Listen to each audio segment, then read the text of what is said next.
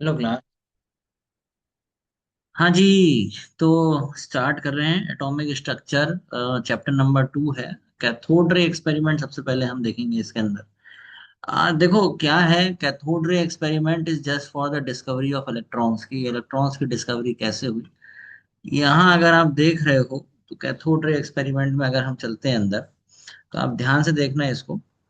देखो, सबसे पहले अगर आप देखोगे यहाँ पे स्क्रीन के ऊपर आपको क्या दिख रहा है।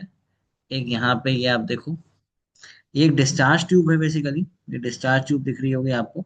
एक तरफ कैथोड है और एक तरफ एनोड है। एक तरफ आपका नेगेटिव चार्ज है, एक तरफ पॉजिटिव चार्ज है। ठीक है। ये इधर अगर आप देख रहे हो तो यहाँ पे एक जिंक सल्फाइड की एक स्क्रीन लगा रखी है। फॉस्फोरेसेंट स्क्रीन बोलते हैं। अब क्या हो रहा है, जैसे ही आप क्या कर रहे हो इसमें एक्चुअली क्या है कि एक तो बहुत कम प्रेशर है। आप मान के चलो एक तरीके से वैक्यूम क्रिएट करने की कोशिश करी गई है। और हाई वोल्टेज दिया गया, तो लो प्रेशर हाई वोल्टेज पे क्या हो रहा है कि कैथोड से क्या हो रहा है, इस तरफ से अगर आप देखोगे तो ये इलेक्ट्रॉन्स क्या हो रहे हैं, एमिट कर रहे हैं। मतलब एक चार्ज पार्टिकल है जो इधर की तरफ जा रहा है। अभी नहीं, अभी तो बस ये है कि कोई नेगेटिव चार्ज पार्टिकल है जो पॉजिटिव की तरफ जा रहा है। ठीक है।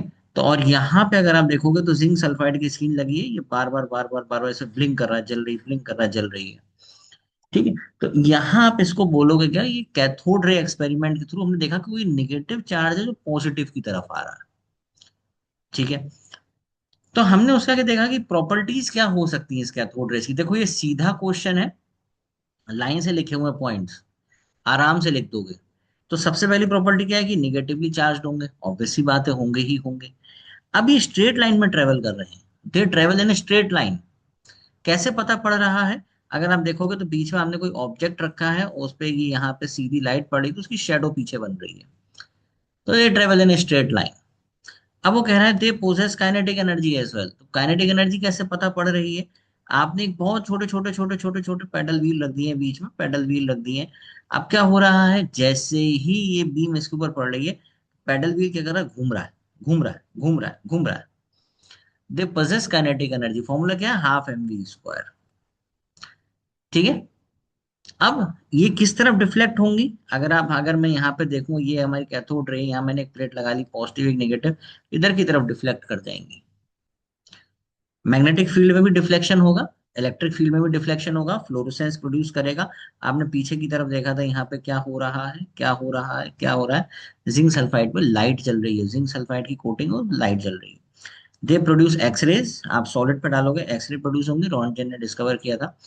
ऑन चेंजिंग द गैस, अब यही इंपॉर्टेंट पॉइंट है, गैस को चेंज करने पे properties of the cathode ray remain same. आप गैस को चेंज करो चाहे इलेक्ट्रोड को चेंज करो। अब गैस क्या है, ये जो हमारा, अगर आप देख रहे हो यहाँ पे, तो यहाँ पे क्या बहुत लो प्रेशर है। तो यहाँ पे अगर आप देखोगे जो भी थोड़े बहुत चार्ज पार्टिकल्स हैं, जो भी एयर है, वो क्या हो रही है, आयनाइज हो रही है। उससे भी जो नेगेटिव चार्ज निकल रहा है वो किधर जा रहा है, पॉजिटिव की तरफ। और जो इलेक्ट्रोड से निकल रहा है वो भी किधर जा रहा है, पॉजिटिव की तरफ। तो दोनों नेगेटिव चार्ज किधर जा रहे हैं, पॉजिटिव की तरफ जा रहे हैं। ठीक है। तो इसीलिए बोलते हैं कैथोड रे प्रोड्यूस आयोनाइजेशन। क्योंकि अगर आप देखते हो इसके अंदर क्या हो गया, जो गैस थी वो क्या हो गई, इलेक्ट्रॉन हमारा बाहर आ जाता है। अब अगर आप आगे चलते हो तो यहाँ हमें क्या दिखाई दे रहा है, इस फंडामेंटल पार्टिकल को हमने क्या बोला, इलेक्ट्रॉन। क्या बोला, इलेक्ट्रॉन। अच्छा, ई बाई एम रेशो अगर आप देखोगे तो कितना आ रहा है, 1.75 into 10 to the power 11 coulomb per kg by Thomson. इसका मतलब ये है कि चार्ज बाई मास रेशो। अब इलेक्ट्रॉन इनसे पूछा गया कि भाई साहब आपने नेगेटिव चार्ज तो बता दिया, अब इसका कुछ चार्ज, कुछ मास, कुछ है, तो इसको स्पेसिफिक चार्ज बोलते हैं। तो स्पेसिफिक चार्ज बोल दिया, ठीक है। तो क्या आया, 1.75 into 10 to the power 11 coulomb per KG. ठीक है, अच्छी बात है, आ गया। तो थॉमसन भाई ने डिस्कवर किया चार्ज बाई मास रेशो। फिर एक मिलिकन्स ऑयल ड्रॉप एक्सपेरिमेंट हुआ। मिलिकन्स ऑयल ड्रॉप एक्सपेरिमेंट अगर आप यहाँ देखोगे, ठीक है, तो मिलिकन्स ऑयल ड्रॉप एक्सपेरिमेंट ये देखो आप, ये रहा ये। यार इसमें इन्होंने क्या किया ना, एक पॉजिटिव प्लेट ली, निगेटिव प्लेट ली। ठीक है, एक पॉजिटिव प्लेट ली, निगेटिव प्लेट ली, उसको हमने क्या करा, एक इलेक्ट्रिक पोटेंशियल से जोड़ दिया, बैटरी से जोड़ दिया, पोटेंशियल बढ़ाया। अब यहाँ पे क्या हुआ, ये एटोमाइजर है, यहाँ पे एटोमाइजर है। हमने क्या करा, यहाँ से हमने ऑयल के ड्रॉपलेट जो थे वो इस प्लेट पर डाले, बीच में एक होल है बड़ा सा, तो ये पार्टिकल नीचे आ गया। जो ग्रीन कलर का पार्टिकल आपको दिखाई दे रहा है, वो अगर आप यहाँ देख रहे हो, तो ये ऑयल की ड्रॉप है। अब हमने क्या करा, इसके ऊपर हमने एक्सरेज डाली, तो हमने देखा कि ये जो गैस है आसपास की वो चार्ज हो गई, और यहाँ अगर देखते हो इलेक्ट्रॉन इसके ऊपर आ गए, ये इस तरीके से। अब समस्या क्या थी ये जो हमारी ऑयल ड्रॉप है, इसको हमें यही रोकना है। कैसे रोक सकते हो आप इसको? अगर आप ये नीचे गिरेगी तो यहाँ पे आपको पता है कि निगेटिव चार्ज है, इसको रिपेल करके ऊपर भगा देगा। नीचे निगेटिव चार्ज है, नीचे जैसे ही जाएगी इसको रिपेल करेगा, वो ऊपर चली जाएगी। तो हमें क्या करना है, इलेक्ट्रोस्टैटिक फोर्स और ग्रेविटेशनल फोर्स को हमें क्या करना है, मैनेज करना है। ठीक है, इलेक्ट्रोस्टैटिक फोर्स और ग्रेविटेशनल फोर्स क्या हो जाए, बराबर हो जाए, वहां पे हम इस ऑयल ड्रॉपलेट को रोकते हैं, वहां ये रुक जाती है। ठीक है, तो ये पॉइंट आया, F G is equal to F E. ठीक है, अब हमने इसके बाद क्या किया, अगर आप देखोगे यहाँ पे, तो हमने दोनों को बराबर रख दिया। आप यहाँ देख सकते हो, एक्सरे आयन ऑन करी तो एयर आयनाइज हो गई, जो निगेटिवली चार्ज थे वो ऑयल की ड्रॉपलेट के चारों तरफ यहाँ पे आ गए। ठीक है, अब ऑयल ड्रॉपलेट इस तरीके से मैनेज करनी है कि वो पार्टिकल बीच में ही सस्पेंड रहे। कैसे कर सकती हो? तो यार मैंने बताया ना, ग्रेविटेशनल पुल को और force due to electric field को बराबर रख दो, बराबर रख दिया। अब डब्ल्यू क्या होगा, M G, mass into gravity, और ये क्या हो जाएगा, क्यू इंटू ई। ठीक है, अब इससे हमारी क्यू की वैल्यू क्या निकल के आती है, -1.6 इंटू 10⁻⁻19 कूलम। अब हमने क्या करा, जो हमारा ई बाई एम रेशो है, आप यहाँ देखोगे ई बाई एम हमारा कितना आया था, -1.75 इंटू 10⁻11 कूलम पर के जी। ये हमारे पास चार्ज आ रहा है कितना, -1.6 इंटू 10⁻19, और ये हम मास के बराबर हमने इसको रख दिया है। तो हमारे मास की वैल्यू क्या आ गई, 9.1 इंटू 10⁻−31 के जी। ठीक है, तो ई बाई एम रेशो हमें गिवन था -1.75। चार्ज हमारे पास कितना आ गया, चार्ज हमारे पास आ गया -1.6 इंटू 10⁻19। ठीक है, तो उसके बाद हमारी मास की वैल्यू आ जाएगी, मास की वैल्यू कितनी आ गई, -1.6 into 10⁻19 upon -1.75 into 10⁻11 coulomb per के जी। कूलम से कूलम कैंसिल, एक मिनट, हाँ, कूलम से कूलम क्या हो जाता है, कैंसिल हो जाता है। कूलम से कूलम कैंसिल हो गया, आंसर किस में आ गया, केजी में आ गया। 9.1 इंटू 10⁻31 केजी। तो यहां से हमें इलेक्ट्रॉन का चार्ज मिला और मास मिला। अच्छा, और क्या मिला, अब यहाँ पे अगर आप आगे देखोगे, तो हमें क्या दिख रहा था कि ये जो फंडामेंटल पार्टिकल है, ये इलेक्ट्रॉन है, ये इसका चार्ज है, और मास आ गया 9.1 इंटू 10⁻31 केजी। क्लियर हो गया? कोई समस्या है इसमें? ठीक है, ओके। अब देखो, अब हमने बात करेंगे किसकी, प्रोटॉन की। प्रोटॉन के केस में जब हम चलते हैं आगे, तो यार इसमें एक चीज ध्यान रखनी है कि एक ही बेसिक डिफरेंस ये है कि कैथोड रेस के अंदर इलेक्ट्रोड पे और नेचर ऑफ गैस पे चीजें डिपेंड नहीं करती। लेकिन एनोड रेस के अंदर आपकी जो भी डिपेंडेंसी है वो पूरी की पूरी डिपेंड करती है कि आपने कौन सी गैस ली है। ठीक है, तो they are made up of charge particles, बहुत अच्छी बात है। ओरिजिन में क्या है, गैसीय साइंस है। नेचर ऑफ गैस पे डिपेंड करते हैं, depend on the nature of gas taken. Anode rays are not proton. Anode rays proton क्या है, एनोड रेज प्रोटॉन नहीं है। ये ध्यान रखना, बहुत से लोग बोलते हैं एनोड रेज आ गई मतलब ये प्रोटॉन है, ये प्रोटॉन नहीं है, ये सिर्फ एनोड रेज है, दे आर नॉट प्रोटॉन्स। ठीक है, तो उनने कहा आप क्या करें, कैसे पता चलेगा, तो उनने देखा, ने कहा ई बाई एम, देखो किसका हाईएस्ट आ रहा है, किस गैस का highest E by M ratio आ रहा है। तो उन्होंने हाइड्रोजन को लिया। तो हाइड्रोजन में हमें ये देखा गया, यहाँ पे अगर आप देखोगे, इन केस ऑफ हाइड्रोजन, एक इलेक्ट्रॉन एक प्रोटॉन, कोई न्यूट्रॉन नहीं। ठीक है। तो in case of hydrogen, in case of hydrogen anode rays are made up of proton. ये एनोड रेज प्रोटॉन नहीं है। In case of hydrogen anode rays are made up of proton. Proton का charge, proton का mass, उसका E/m भारी होगा, obvious सी बात है, भारी है। बहुत भारी है इलेक्ट्रॉन के मास से। तो in case of hydrogen anode rays are made up of proton only. तो anode rays are not proton. ठीक है, क्लियर हुई बात। उसके आगे हम चलते हैं तो यार थॉमसन भाई साहब ने बड़ी कहा कि जो एटम है ना, तो एटम में क्या है, पूरे में पॉजिटिव चार्ज है। An atom consist of positively charge sphere, और इलेक्ट्रॉन्स इसमें ये इस तरीके से दिखते हैं। ठीक है, तो red eatable part positive sphere है, इलेक्ट्रॉन क्या है, ब्लैक सीड्स है। ठीक है, तो an atom consist of positively charge sphere और इलेक्ट्रॉन्स उसमें गड़े हुए हैं। और एटम का मास सब जगह है, पूरे में एटम का मास है। आप देखोगे तो mass of an atom is distributed uniformly, but ये स्टेबिलिटी नहीं बता पाया एटम की। It does not explain the stability of atom, क्योंकि पॉजिटिव निगेटिव एक साथ है। ठीक है, अब इसको देखते हुए रदरफोर्ड ने एक अल्फा स्कैटरिंग एक्सपेरिमेंट किया। कैडविक के बेसिकली अगर आप देखते हो, न्यूट्रॉन की जिन्होंने खोज करी थी उनके ये स्टूडेंट थे, और इनकी अपनी न्यूक्लियर एक्सपेरिमेंट की लैब भी थी। तो अब ये बेसिकली क्या, अल्फा पार्टिकल क्या है, अल्फा पार्टिकल क्या है, व्हाट इज अल्फा पार्टिकल? ये जिसमें दो प्रोटॉन दो न्यूट्रॉन, वो अल्फा पार्टिकल है। ठीक है, अच्छी बात।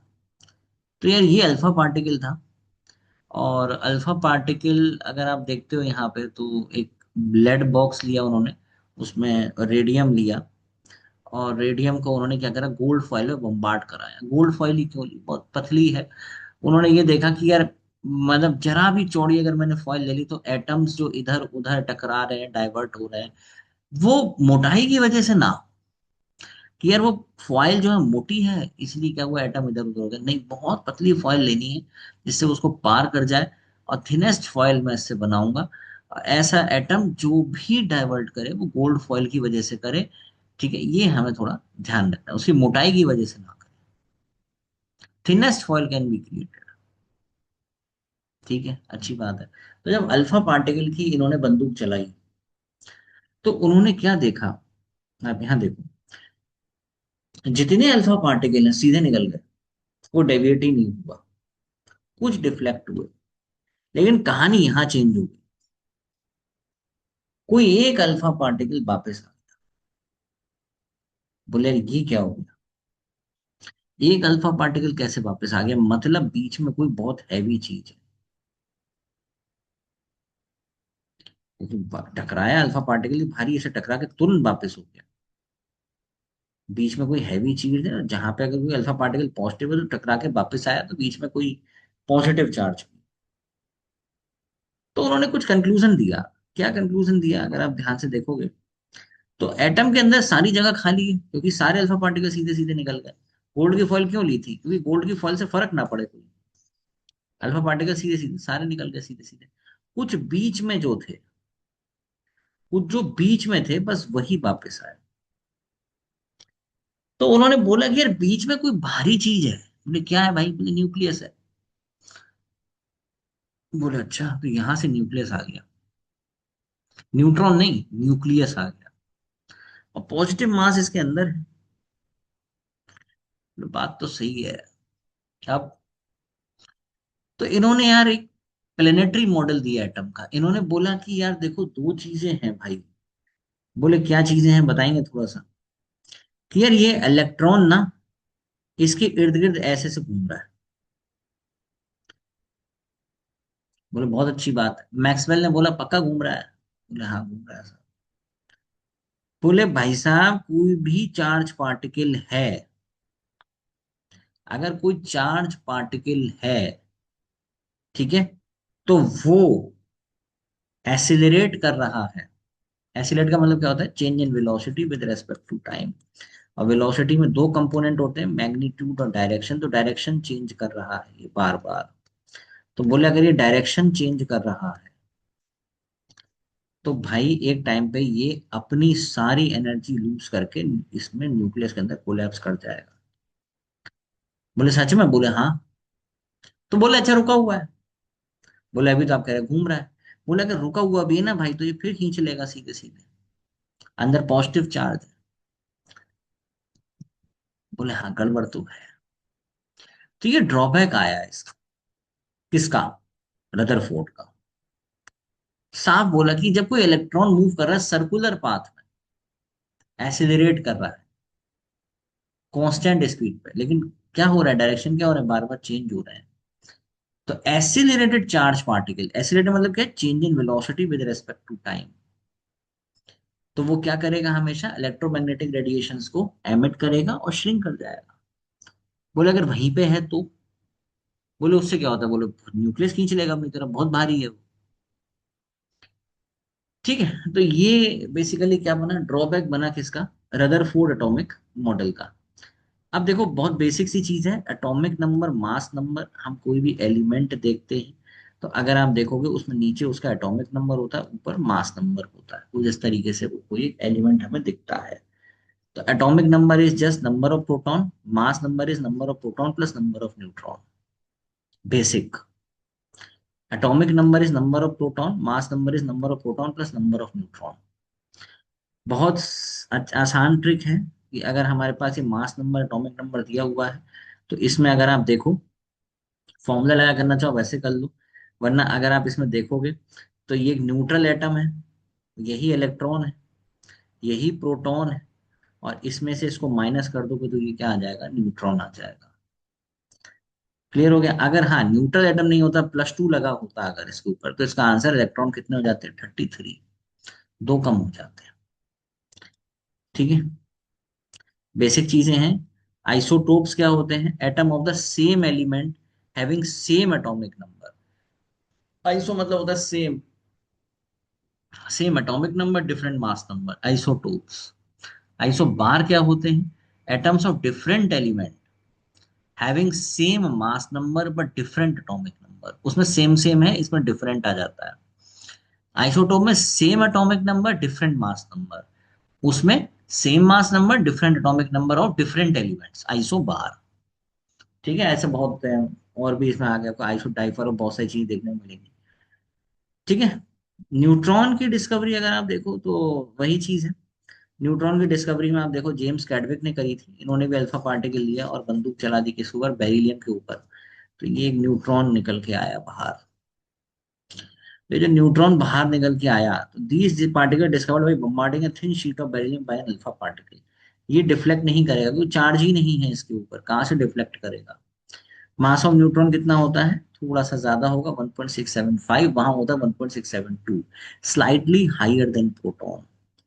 अब अगर आपसे पूछ ले E/M रेशो किसका ज्यादा होता है, बहुत सारे क्वेश्चंस भी करेंगे, तो इलेक्ट्रॉन का ज्यादा है, फिर प्रोटॉन, फिर अल्फा पार्टिकल, फिर न्यूट्रॉन। ठीक है, आई होप यहाँ तक समझ में आया होगा। अब अगली क्लास लेके आएंगे, उसमें हम वेव नेचर डिस्कस करेंगे। ठीक है, ओके, तब तक के लिए bye bye, good night. Good night.